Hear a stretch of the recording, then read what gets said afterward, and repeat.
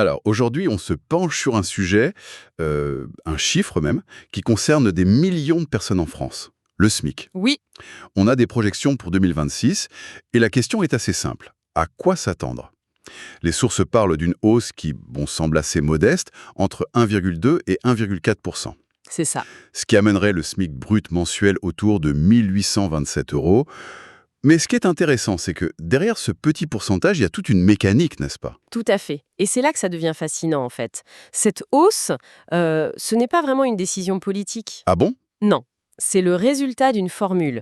Une formule quasi automatique qui est inscrite dans la loi. Elle se base sur deux critères très clairs. D'abord, l'inflation, mais celle des 20% de ménages les plus modestes. D'accord, pour protéger leur pouvoir d'achat. Exactement.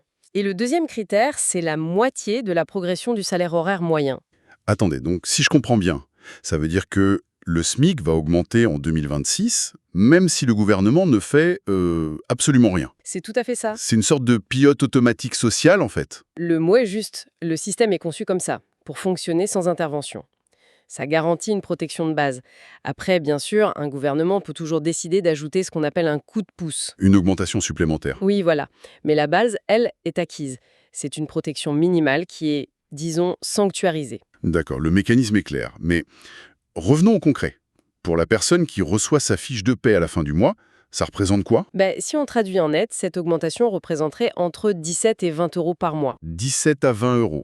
Sur l'année, on arrive quand même à près de 230 euros net. Ce qui, bon, peut paraître symbolique pour certains.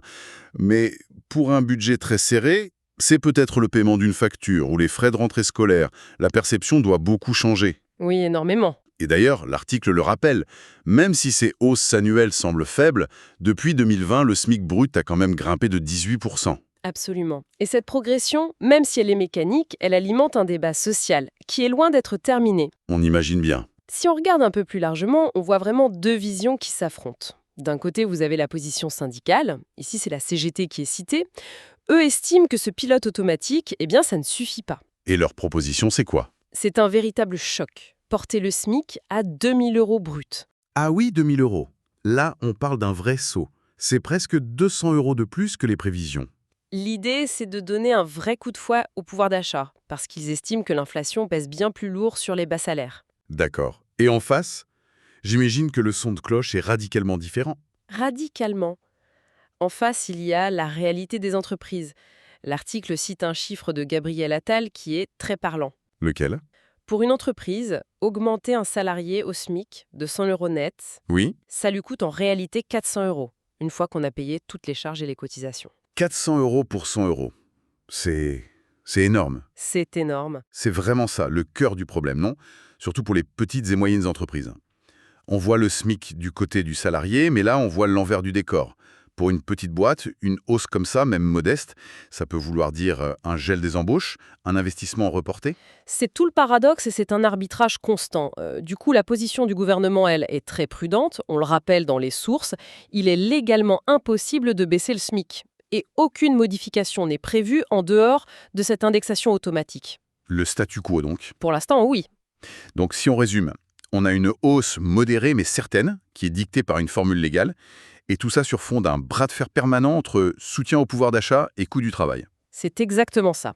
Et ça soulève une question de fond. Une question que l'article effleure à peine. Laquelle? La loi interdit aux entreprises d'indexer toute leur grille de salaire sur le SMIC. D'accord. Alors, la question qui se pose, c'est la suivante.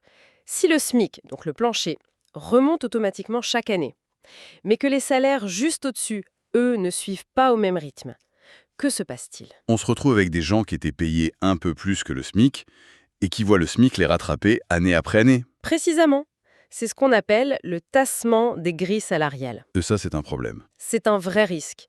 À terme, ça peut dévaloriser l'expérience, la qualification pour les premiers échelons, et ça peut rendre les négociations salariales encore plus tendues pour tous ceux qui gagnent à peine plus que le minimum. C'est peut-être ça l'effet caché le plus important de cette mécanique, pourtant bien huilée.